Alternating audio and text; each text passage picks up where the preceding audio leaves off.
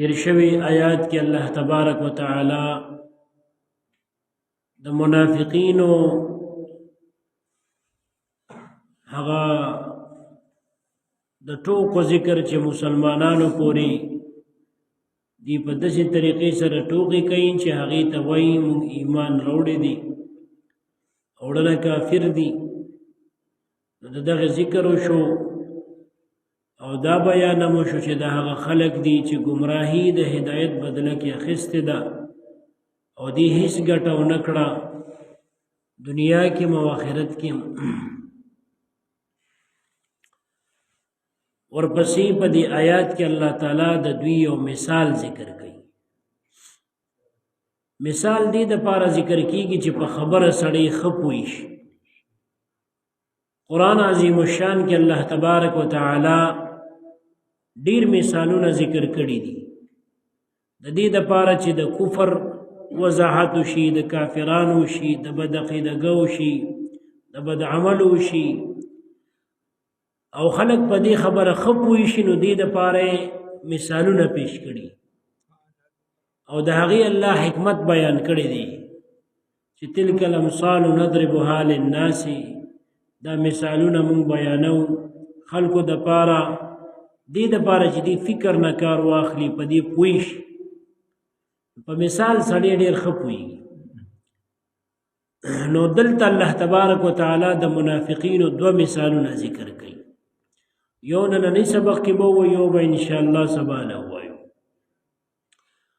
نننی کې داسې دی چې الله فرمایي د دې مثال داسې د هغه کس په شان دی لکه یو کس چې اور بل کي. دې دپاره چې تیاره ده او زما چار چاپیره رڼا شي نو دې دپاره دی اور بل کي.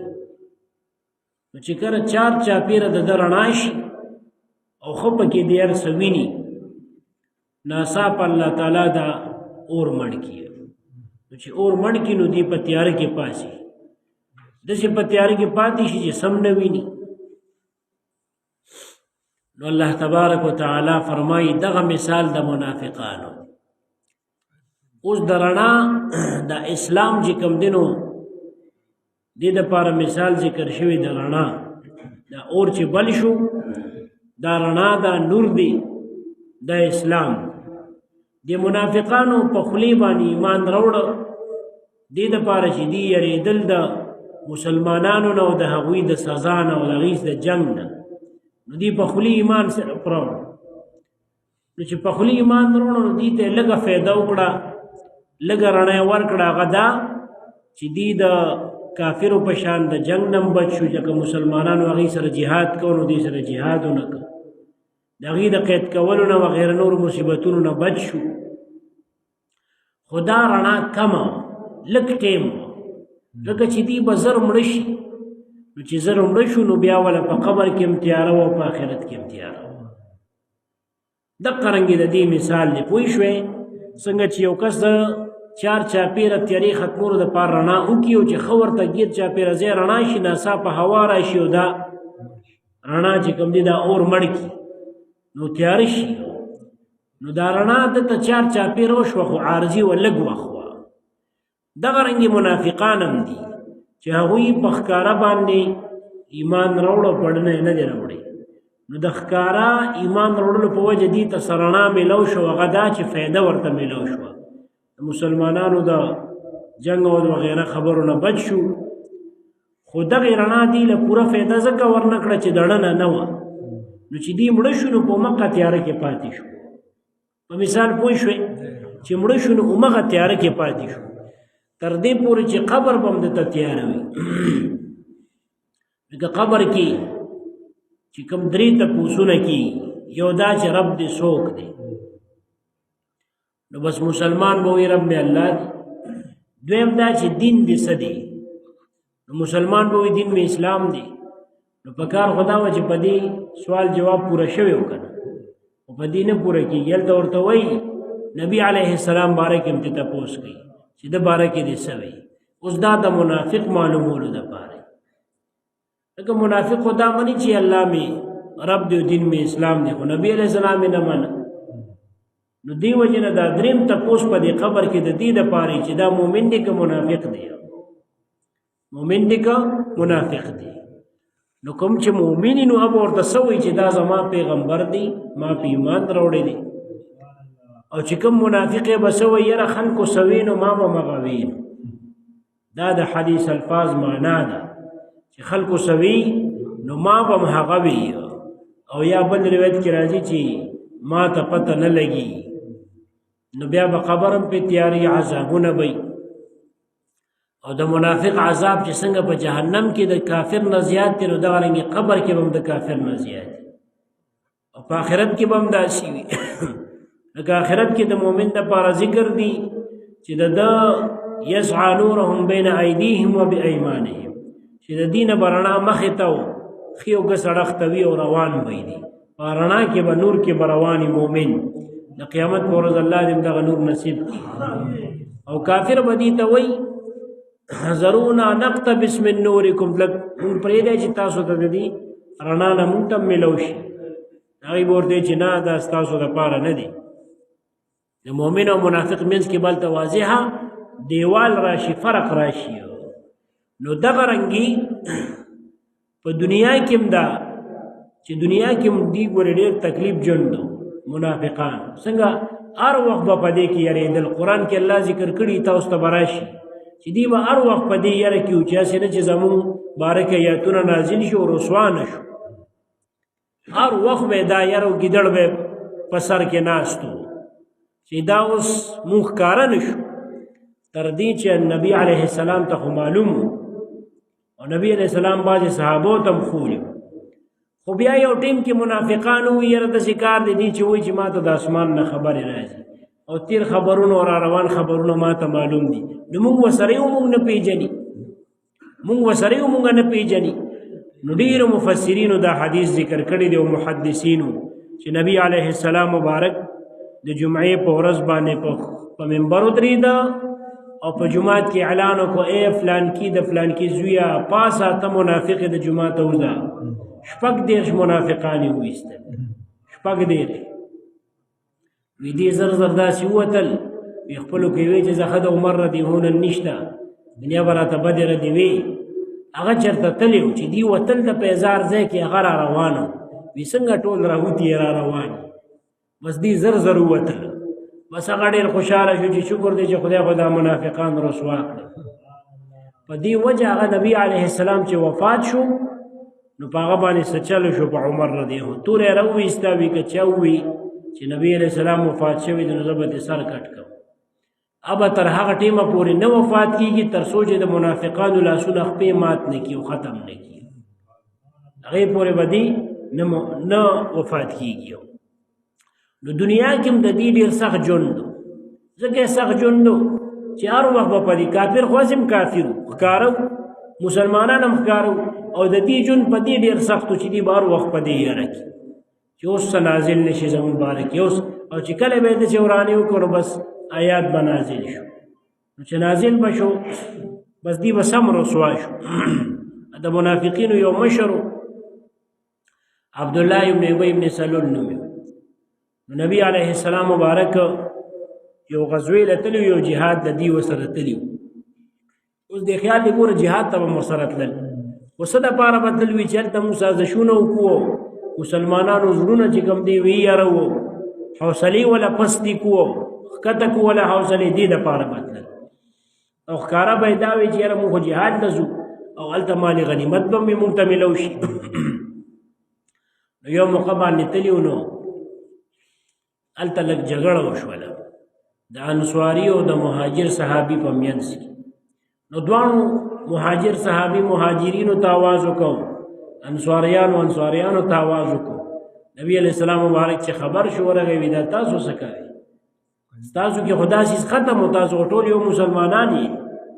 پوی را پوی کړه خیر د عبدالله ابن ابی ابن سلول منافق چې و ده یو خبره وکړه وی لئن رجعنا الى المدینه لیخرجن الاعز منها الاذل الله دا قصه په قرآن کې ذکر کړې ده که موږ مدینې منورې ته لاړو نو موږ عزتمن خلک به وي دا ذلیل وباسو او د کفر خبره ده نبی علیہ السلام مبارک او دغه صحابه یادول او بیا به دغه توی بل مرګرو ته وی چې تاسو نبی علیہ السلام باندې صدقه مکوي سوروړې مو تر سوچ دي خواره شوی ني نو دا خبره چې وکړه نو د زویو دا هم عبد الله نو هغه صحابیو ا منافق نو هغه ته چاوي وی پلار دې دا خبره کړې ده او زر د چې نبی علیہ السلام مبارک بد د بارک اوس حکم وکړي چې قتل کې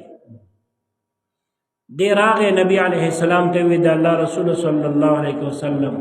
کتا سو زما د پلار د قتلولو حکم کوي نو ماته وکي زبې قتل کم بل چاته مکوا ځکه چې بیا مال غیرت راځي چې زما پلار بل چا مړک نو زه بیا هغه سره جنگ کوم نو سره چې زه د کافرو د منافقانو ډله کې شم ځکه د منافق بدل بالم بس زما پلار دې که خامخې توجه نو ماته حکم وکړه زبې د لسر راوړو نبی علیہ السلام مبارک ورته یې ما خو حکم لا نه دی کړی خو داسې خبرې کړې دي نو ویخا بس دی لاړ مدینه منورې ته چې څنګه داخلېدل بس د اس نه کوشو د پلار د اسیونی و ورته وی پلار ویا وی تا دا ویلي دي چې زه مدینه منورې ته لاړ شم نو زمونږ عزتمن به ذلیل وباسو هغه وی ګوره سستا پلار ما وی پلار ما پرېدا اوس خبره د الله د رسول صلی الله علیه وسلم دا تا ویلي دی او کنه بس هغه غلی شو ویشا بدرې زله بدسې وې چې زه ذلیل ما او د الله رسول او د هغه صحابه د عزتمن دي دا بدرې زله وې غني سر د نکټ کو هغه ورته دا تسکه زستا پلار ما وینا پلار او زوی په خپل ځای دا خو د الله او د رسول خبره راغله دي ته ایمان وي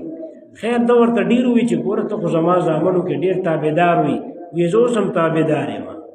او چې کله خبره د الله او رسول راشي بیا تابعدارانو کې نیمه چې دا دی نی ویلې مدینه منورې تر حالت نه نشي سر د نه کټ کوما بس پلار پیښو چې را بس پریدي مینه ویزه ذلیل ما او نبی علیہ السلام او دا صحابه عزتمن دي درې ځله پیدا وي چې درې ځله پیدا وي زوی او ز او وی ک نبی علیہ السلام حکم کړو دیم ورته وي وی ما د نصرم کټ کو هغه اجازه تو نه کو اوس ته به نبی علیہ السلام مبارک ولی اجازه نه کو چې دا قتل کی دا غي وجه داوا چې کافران دي خو په ښکارا باندې ایمان راوړیو کنه نو کافرانو به بیا خلکو له نفرت ورکو چې ایمان مروړي وګوري چې هغه ایمان راوړو نو سهال شو هغه مړ کړل نبی علیہ السلام مبارک یو مقبا ندا سی ویلو چې وجنه مې زکنه چې بیا به دا خلک لارو ګرځي کافران د دې خبرې چې د اسلام راوړلو نه به خلک منکې چې وګوره چې ایمان نه راوړي دې نه معاف کوي چې راوړي دې نه معاف کوي نو زه بس پرې دا په دې وجه نه وجنم چې خلک وي خپل مرګري وجني حالان کې دا خو مرګري نو او په ښکارا خو مرګري وکنه نو ورنه خو کافر وو نو په دنیا کې د دین ډیر سخت جون چې کافر ولا بلاړل اغیب ورته پیغورونه کول وی تاسو اغي سره کې نه منځونه کوي اغي ته نه مونږ تاسو سره خدایشته چې تاسو سره قسمونه ورته خوړل او چې مسلمانانو نه برالم دین په جندل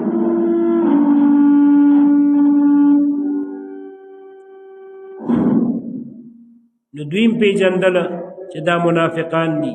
نو هر طرف ته کار خرابو نو دلته د الله چې مثال بیان کړی دی نو په دې تاسو پوه شئ چې دی دا عارضی رڼا کی اوس دا دی مستقل کول شو چې دړنه مسلمانان شوي وي او دی مستقل نه کړه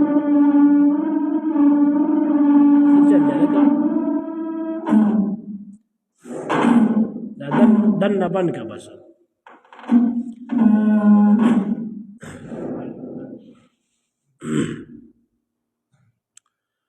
مثلهم مثال ددوین کمثل الذی پشانت د مثال د هغه کس دی صفت د دوی پشان د صفت د هغه کس دی استوقدا چې بلک نارن اور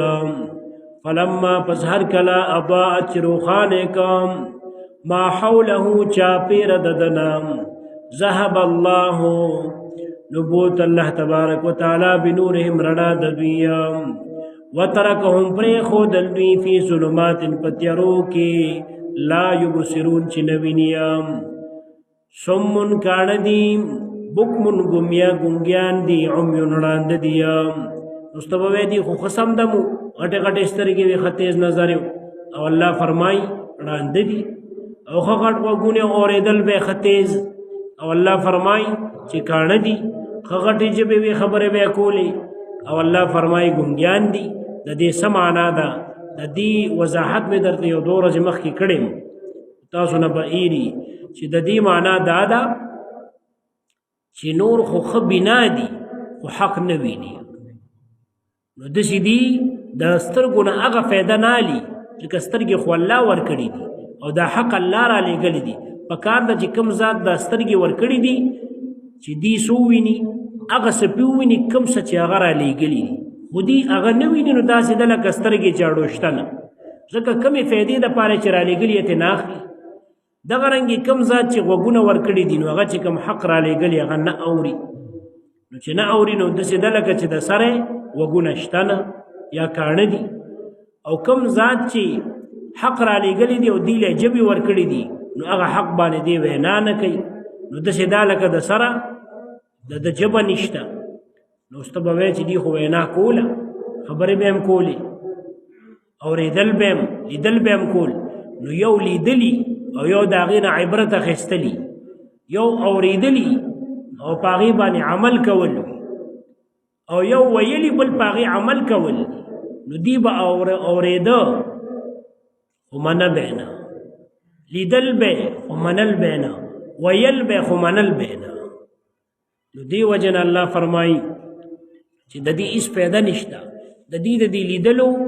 فایده نشته دا ړانده دي په شان د ړندو دي ځکه دې د لیدلو نه چې کوم فایده اخیستل پکار و هغې وانه غشت د دې اورېدلو نه څه فایده نشته ځکه کومه فایده چې اخیستل د اورېدو نه پکار هغې وانه خسته د دې د ویلو نه څه فایده نشته ځکه د ژبې نه چې کومه فایده اخیستل پکار و هغه د وانه خسته نو داسې شوه لکه کاڼه دي ړانده دي او ګونګیان دي په دې پوه شوې صمون کاڼه دي بکمون ګونګیان دي عمیون ړانده دي د حق د ویلو نه د اورېدلو نه او د لیدلو نه فهم لا يرجعون نو پس دوی نه راواپس کیږي اسلام ته د منافقت نه اسلام ته راواپس کیږي نه مثلهم صفت د دوی یا مثال د دوی کمثل الذی پشان د صفت د هغه کسانو دی د هغه کس دی استوقدا چې بلک نارن اورام فلما پس هر کلام اضاعت چې روخانه کما حوله چاپیر ددام ذهب الله بوت الله تبارک وتعالى